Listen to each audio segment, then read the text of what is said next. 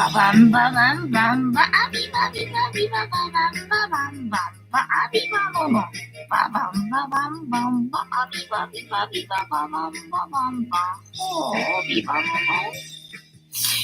ボ。はい、藤子さんでございますよ。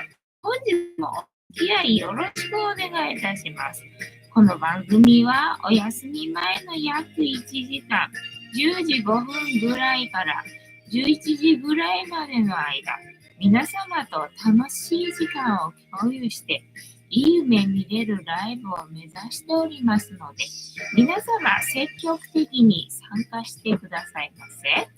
で、番組の前半はこのように、にゃんこに夕飯の残りのカリカリと、鰹節を用意しておりますので、猫の姿がそこそこ楽しめると思いますので、猫目的で参加される方は、ぜひ番組の冒頭にスマホを握りしめ、パソコンの画面にかぶりつき、息も止めて瞬きもせず、ご視聴いただくことをお勧めしておりますよ。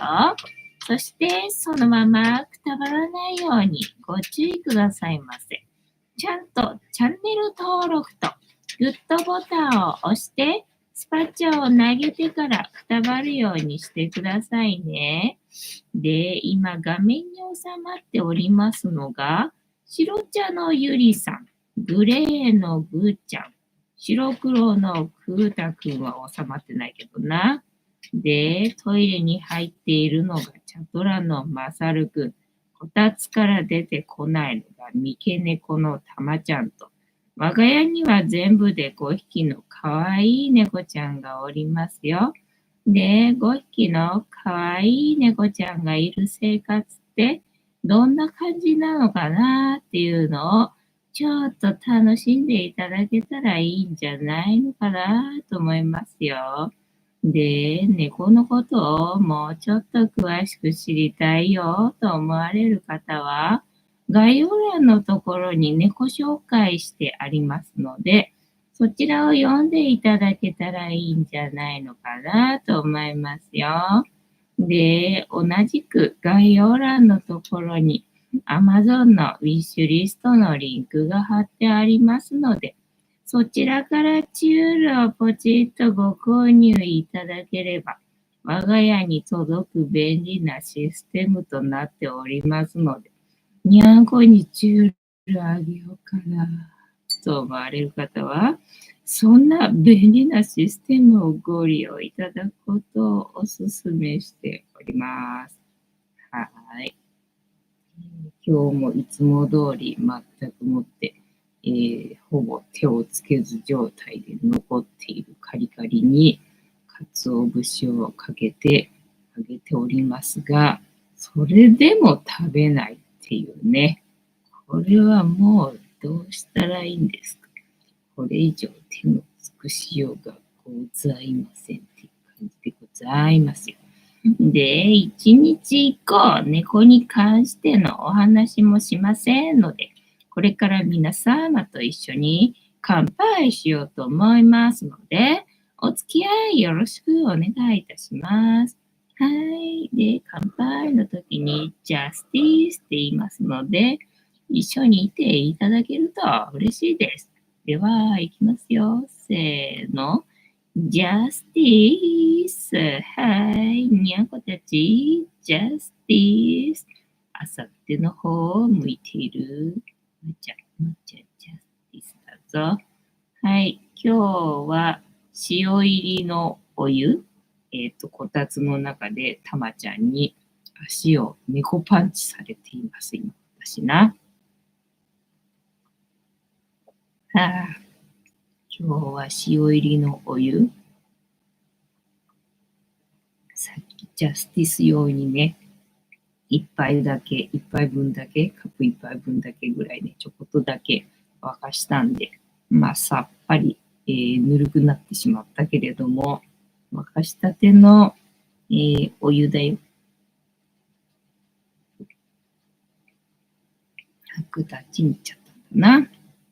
今日はね、塩がドバって入っちゃったんだけど、そうだ、戻せばいいんだと思って、今日はちょっと時間に余裕があったのでね、詩を一旦戻してもう一回やり直したので、そこそこいい感じのね、塩入りのお湯でございますよ。ちゃん、2つ入るのかわいいね。ね、今日はヒーターつけるとちょっと暑いかな。普通にね、思ったよりは寒かったけど、さすがにこんだけもこもこ着てると、な、ヒーターつけるとちょっと暑いかしら、みたいな、感じでございますな。てんたまさん、今夜もジャスティス、藤子さん、皆様、こんばんは、ボスは、本日もお付き合い、よろしくお願いいたします。また、ぐちゃお尻にカリカリ引いてるな。ヒーターに見とれてて忘れてたのかいな。今日も残ってたらどうしようと思ったんだけど、今日はお皿が綺麗になってたのでよかったよ。お皿綺麗になってたけどね。でさ、黒缶ね、飽きられちゃったから、今日はもったいないから、じゃあ黒缶はやめようと思ってね、カルカンにしたんだよね。量が少ないやつな。カルカンにして。でね、やっぱり物が変わると食べるみたいっていうか、カルカンはそもそも量が少なかったからね、それは食べてたんだけどさ、相変わらずカリカリは残ったまんまでさ、だからお昼ご飯今日はあげなかったわけよね。お昼ご飯あげなくて、で、夕飯の時にはさすがにもうなくなってたんでね。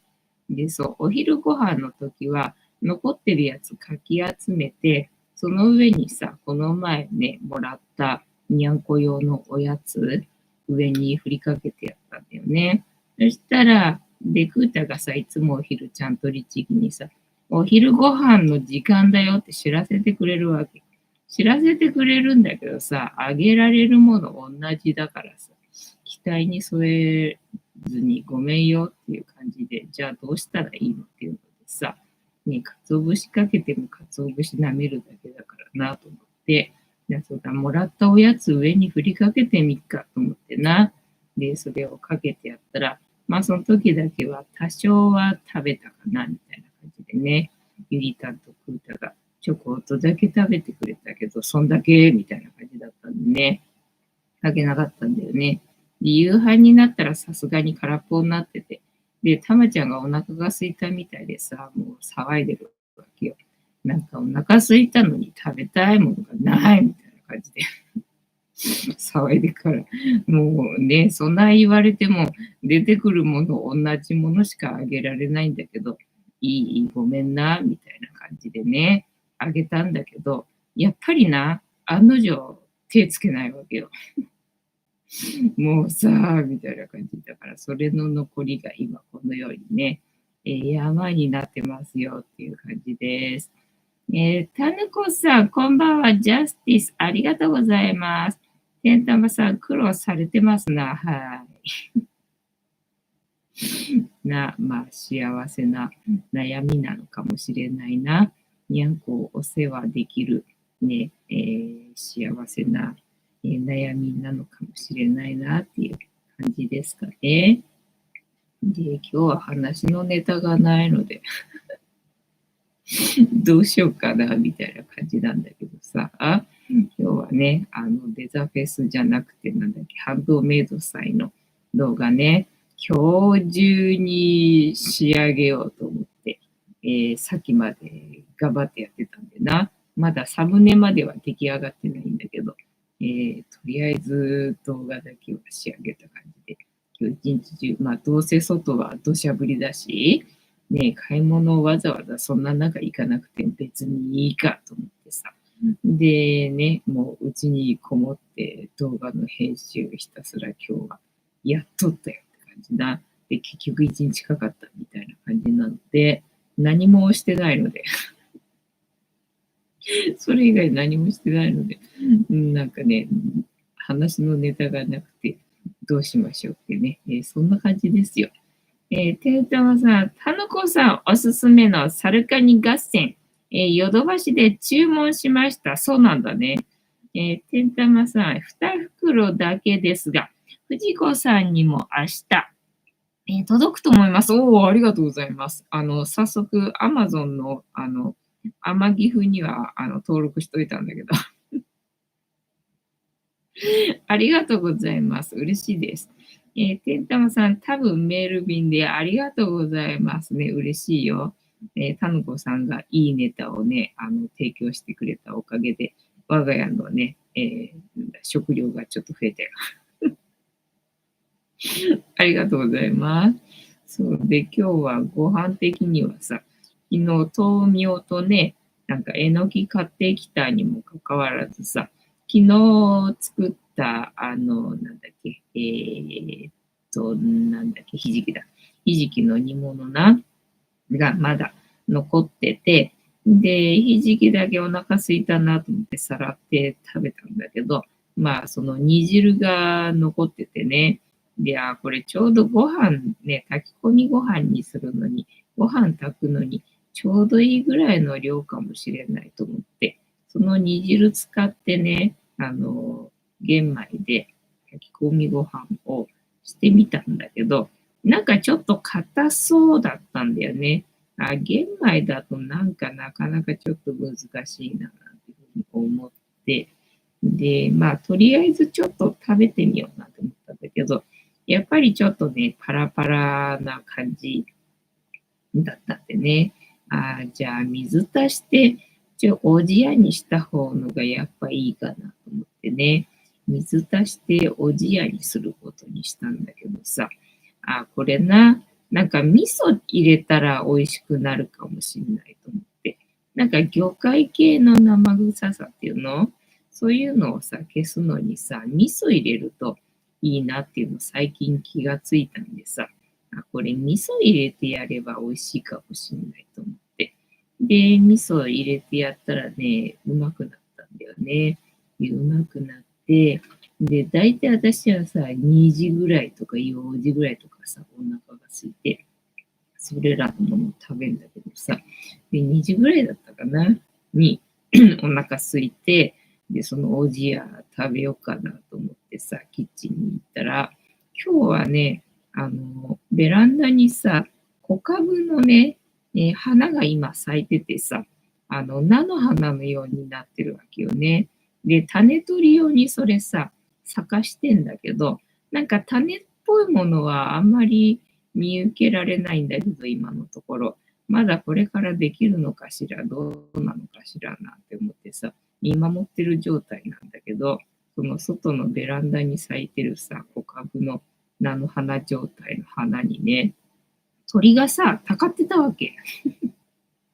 ベランダに鳥がいて、お鳥がいると思って、私が知ってる鳥ってさ、スズメかハトかカラスしかないから、あの鳥なんていう名前なのかわかんないんだけど、最近よく見るっていうか、まあ昔から本当はいたのかもしれないんだけどさ、私が気づいてなかっただけなのかもしれないんだけど、なんか最近よく見るなって私が思ってる、スズメよりは大きくって、で、鳩よりはちょっと小さい感じの、ね、そこそこ大きさがあるっていうの。インコよりは大きいかなっていう感じのさ、グレーっぽい感じの鳥がいるんだよね。で、それがさ、外のよそんちの木に、止まってるなとかっていう姿は見てたんだけどさ、まさかうちのベランダにいると思わなくてさ、鳥いると思って。鳥いるなと思って。で、これ動くと逃げちゃうかななんて思ってさ、見てたんだよね。そしたらその菜の花状の花をさ、食べてるわけ。花食べるんだと思って。で、まあ、これカメラ撮りに帰ったら多分逃げちゃうよなと思ったんで、じゃあもういいや、撮影は諦めて、ちょっとね、ことの行き先を見届けようと思ってさ、ずっと見てたわけよね。なるべく動かないようにしてさ。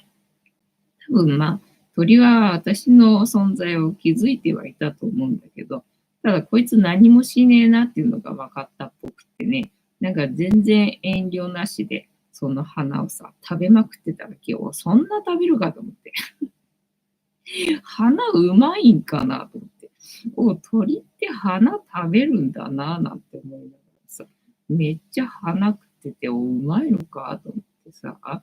で、それも最初はさ、ついばんでる感じっていうの。で、そのうち、茎の部分っていうの、そこに止まって、で、食べようとしたんだけど、もうそんな丈夫なもんじゃないからさ、あんなでかい鳥が、止まってね、キープできるほどの、ね、丈夫な茎ではないからさ、もう倒れちゃって。で、手すりの鉄の部分に鳥頭打ってみたいな感じで、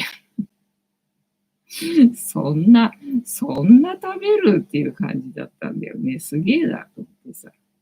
なんかずっと見てても逃げないし、いつまでも食べてるし、これ花全部なくなんじゃねえのなんて思ったんだけど、まあそこまでではなかったけど、まあ結構食べてたよね。で、結構散らかすわけよ。で、だからかと思って、なんか花びら時々ね、その下の植木になんか落っこってたりとかしたんだけど、まあ花びら散ることもあるかなって思ってね、散ったのかななんてふうに思ったんだけど、今日はあの鳥が食べてる姿見たらさ、それで散ってたのかっていう感じだったんだよね。で、それがさ、またさ、うんこまでしてったわけよね。で、前にベランダのその手すりのとこっていうの、そこになんか鳥のうんこっぽいものが落ちてて、でもなんでここに落ちるんだろうってすげえ不思議な場所に落ちてたんだけど、お前か、犯人は。犯人分かったぞ、みたいな感じでね、ご丁寧にうんこまでしてったんでさ。でね、プランターの端っこに一個だけね、花が咲いてるやつがあって、後のところ空いてるんでさ、だからそこで、ビヨーンって頭打ったりとかしてさ、もう何回もなんかついばもうとして失敗したりとかして、だから花の大きさに比べて鳥のがでかいのにさ、その花に一生懸命たかろうとするから失敗してさ、何やってんだよみたいな感じだったんで、それがね、そのプランターの中にさ、鳥落っこっちゃってさ、なんか砂浴びしてるみたいだな、みたいな感じでね。まあそんな出来事があって、今日はちょっと楽しめた。ベランダでバードウォッチングができてね、楽しかったよっていう話のネタぐらいしかないよ。多分メール便で、タヌコさん、てんたまさん素敵。てんたまさん、そんなことないですよ。なんだそのやりとりだ。あとは何の話しますか。もう話のネタがないんですけど、かわいいな、にゃんこたちな。まるでぐーちゃんの父でも吸うんじゃないかと思って、ちょっと心配になる感じだけど、さすがにそうではないのかな。ヒーター前の取り合いしてるだけかな。ね。もうなんかさ、ぐーちゃんの動きがさ、謎でさ、こたつにも入らないわけよね。まあ多分この私の今座ってるところに乗りたいって言ってるんだと思うんだけどさ、私がどかないでいるとね、なんかずっと甘えてんだよね。で、甘えてるっていうか、抱っこするのは嫌なわけよ。だからもうどうしてもここに行きたいんだろうね。ここに座りたいんだろうけど、どいてくんないから。なんかね、甘えてんだか、何なんだかよくわかんないね。動きをずっとしてましたなっていうぐらいかな。今日の話のネタ的には。以上、終わりでございます。というわけで、じゃあ、タロットカードで3回ぐらい引くしかないかな、今日はな。タロットカードタイムを、ちょっと早めでございますが、始めてみましょうか。てんたまさん、ベランダで楽しむといえば、ベランピング動画はもう撮らないのですか？いや、撮ろうとは思ってるんだけど、ただまあ今、寒いのとさ、あと植物がね、多いっていうのかな。決められないっていうの何言ってんの？植えたいものがいろいろあるわけよ。植えたいものがいろいろあるのに、植えられるところがないのね。でもこれ以上鉢を増やしても置く場所がないんで、だから今ある鉢で工夫して、なんとかして、育てるしかさ、ないとは思ってるんだけど、ただどうしたらいいのかが、まあね、思いつかないわけね。ほら、今、金ちゃん、プランター、作り中なんだけど、まあ、どうせうまくいかないだろうから、どうせうまくいかないだろうかなと思って、で、そこに今ね、何もしてないっていうのかな。あれ、みょうがゆりたうんちが出てないのかな、うんちが出なくて辛いのかな。みょうががさ、あって、それの植え替えが、なんか2月か3月あたりに植え替えするらしいんだよね。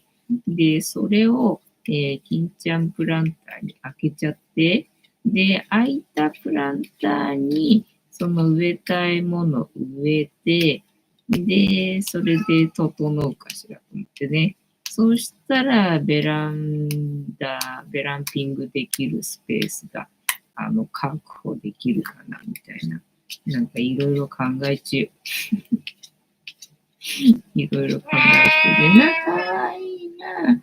だから本当だったら、そのベランダの植物がさ、順調に育って、食べられるものがいっぱいになって、だから1週間1000円生活とかしたじゃんか。それのシリーズで、1週間0円生活をやってみたかったわけよ。やってみたかったんだけど、見事に植物実らずでさ、実現できなかったわけよね。だから今年はちょっと実現させたいななんて思ってるんだけど、まあまだ先になりそうな感じだけどね。だからお出かけ動画がさ、ね、6月ぐらいまでさ、ちょっと立て込んでる感じなので、で、またさ、7月とか暑い時期になるとね、外出がまた危険な季節になってくるんで、まあそのあたりでね、そういうおうち動画っていうの、お出かけじゃない動画はね、ちょっと撮っていこうかなっていうふうに思ってるんで、まあね、そのあたりかなとは思ってるんだけど、季節的にはね、そろそろいい感じなのよね。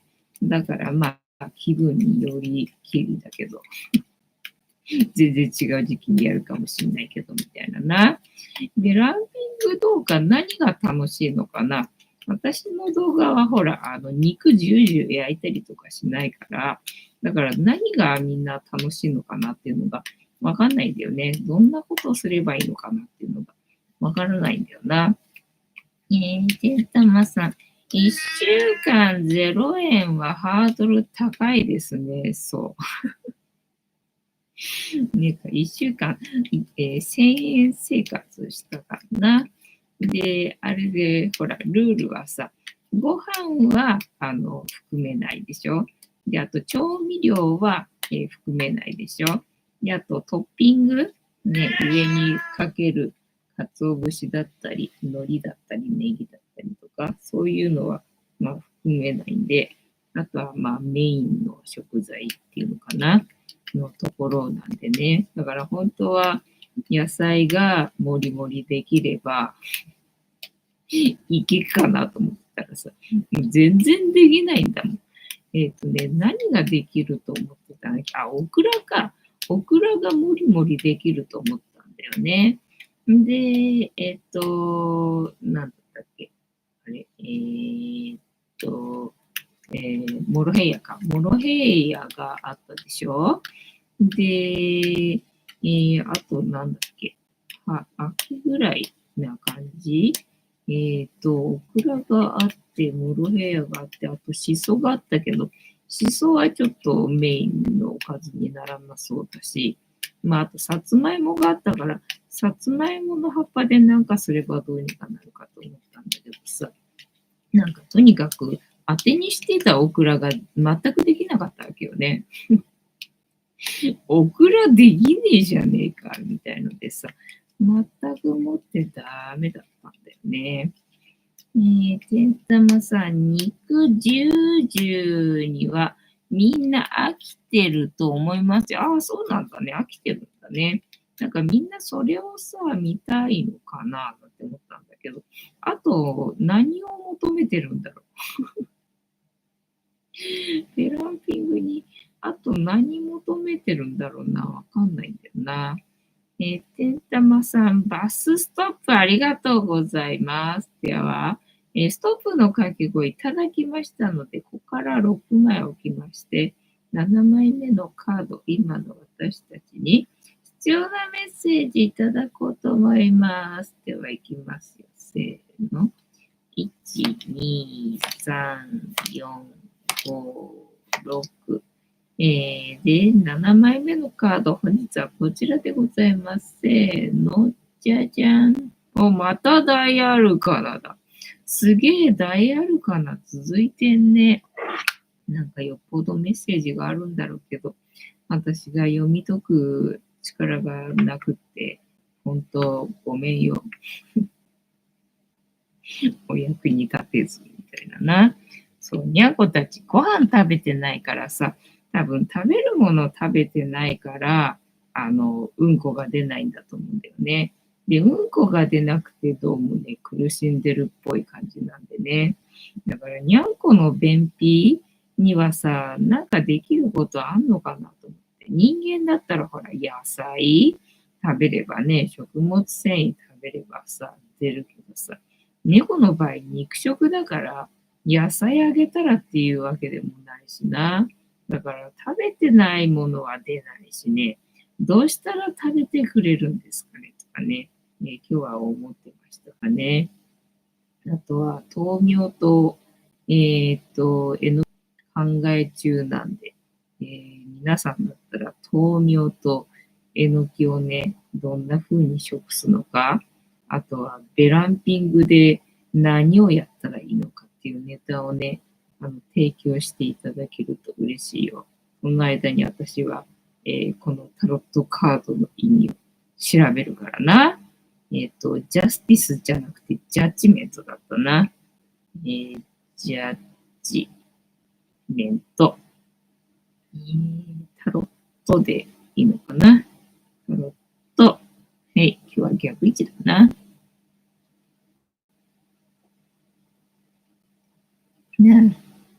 大輝さん。藤子さん、皆様こんばんは。本日も花粉症で遅くなりました。そうだよな、花粉の時期だよな。てんたまさん、ナイスストップ。大輝さん、しかも鼻血出ました。毎日鼻血出てるな。こことこな、大輝さんはな。てんたまさん、大輝さん、こんばんは。もう少し待てばよかったですね。大輝さん、鼻かみすぎて、鼻炎しすぎて鼻血が結構出ました。てんたまさん、鼻血が出るほど花粉症なんて想像できない苦しみ。大輝さん、先ほど、後で見えない。用事があったので、様子だけ見ました。鼻血って、たとえビールジョッキ1杯分ぐらい出たところで、死にはしないからっていう話だったんで、私も一時さ、なんか毎日のように突然鼻血がブワーって出る現象に見舞われたことがあって、で、私これどうなっちゃうんだろうって本気でね、ちょっと思ったんだよね。本気でこれどうなっちゃうんだろうって思ったんだよね。夏場にさ。だから夏場だったんで、のぼせてるんじゃないかっていう話だったんだけど、で、昔子供の時にやっぱり鼻血が出るっていう子がね、なんか鼻に血管が飛び出てて、まあそれのせいで鼻血が出るから、なんか血管を焼くとかっていう手術っていうのをね、したんだよね。で、その話を覚えてたから、いや、それは嫌だな。それは嫌だなと思ったんだけど、突然鼻血がブワーって出るんで、結構不便っていうの人と一緒にいるときに突然出たりとかもね、平気でするわけよ。だからそれが不便で、だから料理してる間とかも突然バーって出られてもさ、ちょっと困るわけじゃん。で、これ参ったな、どうしようかなっていうふうに思ってたんだけど、まあ、いつの間にか治ったよね。いつの間にか自然に治ってもう全然出なくなったしな。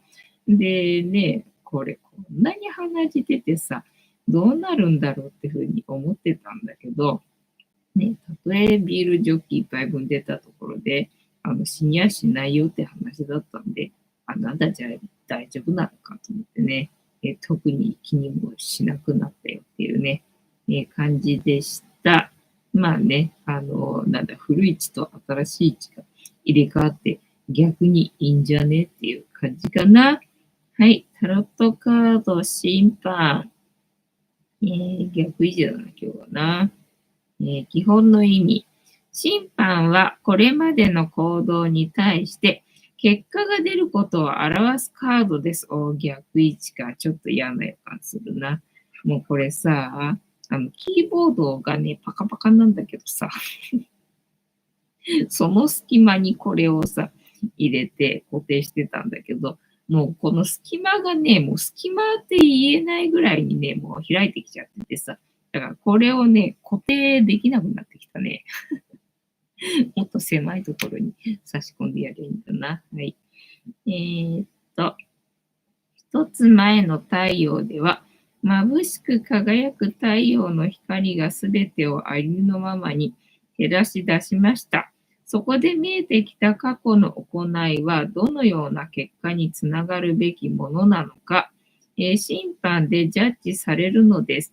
そして徳を積む生き方をしていたのであれば、死者であっても蘇ることができる。そんな復活のチャンスを物語っています。あ、そっか、そんなカードだったっけね。なんか久々に出たな、これな。また、22ナンバーを持つタロットである審判のカードは、深い思いやりや優しさ、そして愛を諦めない信念についてもメッセージを送っています。審判に書かれたシンボルの解釈、天使の見開いた目、典型、深い気づき、上向きの翼、大使、幻覚、十字の旗、分かれ目、正しい道筋、ラッパ、明瞭な通知、棺桶に立つ人々、手前の三人は絆や誠実さ、奥の三人は我慢。そんなに人いたんだね。我欲か。我欲。審判の意味とキーワード、逆位置。キーワード、先送り。迷っているうちにチャンスは目の前を通り過ぎる。目で追い続けても決して手に入ることはできない。逆位置の意味は、過去に逃したチャンスが再び巡っても、逃してしまう可能性を表しています。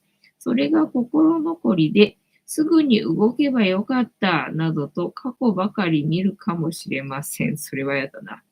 逆位置キーワード、手遅れ、凍結、報われない、お預け状態、気を逃す、残念、縁がない、後悔して執着が生まれる、最悪だな。はい。逆位置悩み別読み解き例、恋愛、タイミングが悪い、実らない、仕事、判断が遅い、過去の栄光、対人、誤解、疎遠、仲直りできない、決断、迷い続けて決められない。はい。優柔不断な人生でございますよ。審判を人物やキャラクターに当てはめて読み解く逆位置。自己評価を高く見積もりすぎ、レベルの高い人には相手にされていない。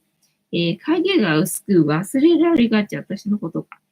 そのせいで正当な評価がされてないことも、タロット深読み。審判は聖書における最後の審判をモチーフにしています。永遠の命を与えられるものと、地獄に落ちるものと分けられる最後の審判。カードに天使の体の一部だけが書かれているのは、全員が救われるわけではないという厳しい現実の暗示でもあるので、そうなんだね。まとめ、岐路に立っていることを表すカード審判は逆位置ならタイミングを逃してしまう可能性を表すカードでした。いずれにしても審判は自分の意思で決断することの重要性を伝えています。逆位置の場合は過去にすがらずに未来へと目を向けてくださいというわけで、本日のタロットカードの意味調べるの回は、ね、チャンスを逃してしまう、タイミングを逃してしまう、カードでしたね。後悔しないように、今を、大切に、生きていきましょうっていうメッセージなのかね。はい、楽しんでいただけてたら幸いでございます。ゆりたん一人だけになっちゃったね。ふーちゃんはどっか行ったのかな。そういえば今日はさ、やっぱり寒くないみたいでな。ふーちゃん床にゴロンって2回ぐらいしたな。床に転がってんじゃん。今日寒くねえんだな。みたいな感じだったな。大樹さん。鼻血出たとき、鼻炎で口呼吸になりました。そうだね。鼻血出たのに鼻で呼吸できたらすげえよな。花粉症と気温の変化かな。鼻血が出やすいかも。まあ、花粉症だろうな、大樹さんの場合はな。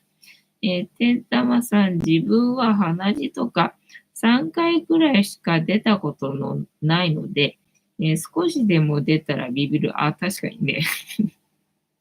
確かにな。そんなしょっちゅう出るもんじゃないよね、鼻血ってね。鼻血出ると、鼻血だって、確かになったよな。ねえ、てんたまさん。毎日鼻血とか考えられません。そうそうそう。毎日鼻血がさ、出るようになっちゃって、これどうなっちゃうんだろう。私、これどうなっちゃうんだろうと思ったんで、結構大量に出てるような感じがして、で、結構大量に出てるように思うかもしれないけど、そんな出てねえからなっていう話だったんで、その、たとえビールのジョッキ一杯分出たところでって話聞いたときにさ、なんかね、いっぱい出てるように見えるかもしれないけど、そんな大して出てねえからっていう話で、あ、そうなのか。そうなんだなと思って、だから毎日鼻血が出たとこで別に大丈夫だぞって話でさ、あ、なんだそうかと思って。まあそれであんまり気にしないようになったら、なんかいつの間にかね、出なくなってたなっていう感じよ。だから気にするとずっとね、なんか出続けるかもしれないんだけど、なんかもうそれに意識合わせなくなるとね、やっぱ全然出なくなったなっていう感じ。大樹さん、自分は噛みすぎて乾燥しているから出やすいなのか、皮膚が炎症して鼻血出やすいかもしれません。そうだね。鼻が今ね、弱くなってるからね、鼻血も出ちゃうんだよね。あとは、もしかしたら強く噛みすぎなのかもしれないね。私は鼻が詰まってて鼻水が垂れるみたいな状態になるんで、鼻炎の時ね。だから噛んでも噛めないんで、で、ただ鼻水はどうしても垂れてきちゃうんで、だからしょうがないからにティッシュを詰めてね、で、生活するみたいな感じ。で、それで外出はできないからさ、夏めっぱなしで外出はできないからさ、みたいな。まあ、外出先でその状態が出ちゃった時は、もうそれで生活するしかないけどさ。それで生活するしかないけどね。で、時々ティッシュ取り替えてやんないとさ、びっちょびちょになるんで。だからさ、そんだけ鼻水出てるとさ、なんかすげえ出てるような感じがするんだけど、で、鼻血の時も同じぐらい時々ティッシュ変えてやないとさ、血だらけになるから、なんかすげえ大量に出てるような気がしてたんだけど、なんかそうでもないみたいなんだよね。えーっと、大樹さん、起きたとき、睡眠しているとき、急に鼻血が出る時間あるから大変です。ああ、じゃあ、その状態かもね。もう出やすくなっちゃってるから、ちょっとのことですぐ出ちゃうみたいな。私が毎日鼻血が出てた時と同じか、あとは友達がね、鼻血出てた時と同じような状態。だからもしね、耳鼻科に行ったら、じゃあ、血管焼けばいいよって多分言われると思う。多分言われると思うのでね、耳鼻科には行きたくなかったなって思ってたな。大吉さん、鼻血出た時に急に起きます。あ、そうだよね。あ、もしかして鼻血かもと思ったら、ああ、やっぱり案の定みたいな、そういうことになんだろう。ゆりたんは落ち着かないね。うんちが出なくて多分辛いんだろうな。ここ数日出てない気がするもんな、そういえばな。えーっと、てんたまさん、ジョッキどころか、コップ一杯の鼻血が出ようものなら失神しそう、そうだよね。出慣れてないとびっくりするような。大吉さん、鼻血出たとき急に、気象だって大変です。ね、びっくりして起きることって時々あるな。ふーちゃん、うんち出なくて困っちゃったね。食べてないから、うんち出ないね。なんか、たまちゃんもそうみたいでね。なんか、みんな出ないみたいで。だから、クータだけお腹緩くてね、症状が逆でさ、ビチグソなんでさ。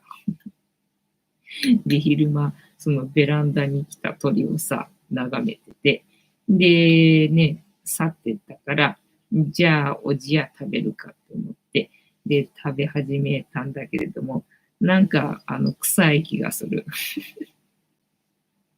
なんか臭い気がするけど、気のせいかしらと思ったんだけど、やっぱりこっち来てね、トイレ覗いたら、うんこが新しく、出来上がってましたので、あ、やっぱりかと思って、そんなに匂うほど、そんなに匂うほどなのかと思って、ちょっととほほっていう感じだったな。てんたまさん、猫ちゃん用の食物繊維豊富な食べ物って何があるのでしょうね。だから肉食だからさ、野菜あげればっていう話じゃないと思うんだよね。そもそも肉だけ食べてて平気なね、体の作りになってるはずだからさ。だからそもそも食べてる量が少ないから出ないんだとは思うんだけどね。大吉さん。冬って鼻血出やすいかもしれません。そうなのね。春も同じ。そう、でもなんか、鼻血、やっぱり男性はそんなに出たら良くないとかって話だったっけな。それとも男性のが鼻血出やすいって話だったっけな。なんか、どっちだったかな忘れちゃったけど。まあ、要は女性はほら、月のものがあるんで、だから血ができるようになってるから、なんか、ある程度循環することになんか耐えられるようにできてるから、まあ大丈夫みたいな。なんかそんな話を聞いた気もするけど、わからん。私の作り話かもしれん。話半分で聞いといてください。私の話は。みたいなね。感じかな。で、あと、あ、なんだ、気のせいではなかったのかって思うのがちょっとかな。まあ大した話ではございませんが。存在感がないんで、私さ。存在感がないんで、まあよく割り込みされるわけよね。で、割り込みされるんだけども、いつものことだからさ、もうしょうがないかと思って半分諦めてるところがあるわけよね。だからスーパーとかでもレジ並んでたりとかさ、あとは電車でもさ、人の後ろに並んでたりとかさ、まあするんだけど、大概割り込まれるわけ。大概割り込まれるし、で、なんだ、そう、本当にショックだったのがさ、芋掘りの時な、芋掘りの時にさ、全然その芋掘りのとこの人がさ、私に気づいてくれてなくてさ、後から来る人をみんな、案内してくれるんだけど、私だけ無視なわけよ。だから、あれとか思って、いや、なんか嫌われてるのかななんていうふうに思ったりとか、まあそういう扱いされるとき、ちょっとそういうこと思ったりとかするんだけど、もうそもそもね、子供の時からずっといじめられっ子体質だったんでさ、ちょっとぶり返すっていうのかな。ああ、やっぱり私ってダメなんだみたいな。なんかそういうのを思い出してしまうことが、まあちょいちょいあるわけよね。でさ、しかもさ、自動ドアもさ、反応しないわけ。自動ドアもさ、なんか他の人が通るときは開くのにさ、私は全然一向に開かないとかさ、結構そういうのがよくあって、だから私って存在してるのかなってさ、もう時々思ってるわけ。なんかそういうことがあると、あれ、私存在してるって、なんか時々、疑うんだよね、存在をさ。自分の存在を疑うんだけど、そういうことって、なんかあるっていうか、並木義和さんっていうね、スピリチュアルのさ、人がいるんだけどね、まあ、その人が喋ってる動画をね、まあよく聞くことがあるんだけどさ、それで今日も聞いてたんだけど、波動が上がってくると、見えなくなる時がありますとかって言ってて。で、前もなんかね、そんなのをね、聞いたんだよね。見えなくなりますからっていうのを、なんか他の人が話してる時にね、聞いたことがあって、じゃあそれかとか、じゃあそれだなって、まあ、納得してたんだけど、無理やり納得してたんだけどさ、なんかね、にしても悲しいなって思ってたんだけど、その並木義和さんですらね、自分がそうなんだって、よく、気づいてもらえなくて、目の前にいるのに、なんか後ろの人には、のことは、なんかどうやら気づいてるらしいんだけど、自分の存在をどうもね、気づかれてないことが、まあまあよくあるんだって。で、あれっていうふうに思うんだけど、で、その人は天使とかが見える人で、で、そのある時、その天使かなんかに言われたんだって。今後あなたは、見えなくなるなんか見えないから、気づかれなくなることが、増えるけど、それは相手の人が悪気があってやってることではないので、気にしないでくださいって、なんか言われたことがあってって言ってて、で、あ、これのことかって思ったらしいんだよね。で、あ、そうなの。そうなのと思って。まあ、天使が言うんだったらそうだなと思って、きっと私もそれだと思ってさ、なんかどうも気づかれてないんだよね、存在にね。だから存在感が薄いから、まあ、しょうがないかって思ってたけど、どうやら、透けてて見えてないらしいよっていうことが、今日分かりましたっていうご報告でございました。てんたまさん、それはもう生きてない。生きてないよな。そう、私生きてんのかなってね、時々思うんだよね。まあ、多分生きてないと思う。そう思ってないと、ちょっとやってらんないみたいなね、感じでございます。以上、終わりかな。以上、私からのご報告は以上でございます。ね、あとは、もう今日編集してた、その、デザフェスじゃなくて、ハンドメイド祭の動画、結構長くなっちゃったんだよね。意外と長くなっちゃったんで、だから編集に時間かかっちゃったっていうのかな。でね、うまく撮れてないところがね、多々あるんで、どうやってこれを表現しようかっていうのでね、工夫してると結構、時間がかかってしまったよみたいな感じでございました。今日はなんだか救急車がな、賑やかな気がするね。気のせいか。はい。で、終わりだな。終わりでございます。てんたまさん、動画楽しみです。ありがとうございます。そうやって言ってくださるおかげで、私はなんとか、正気を保って生きておりますよっていう感じ。てんたまさん、今週末ぐらいですか？そうそう、一応予定としては土日でね、あげられるようにと思って、で、まあ、土曜日が、準備編。この前と同じで準備編でね。で、日曜日が当日編っていう感じで。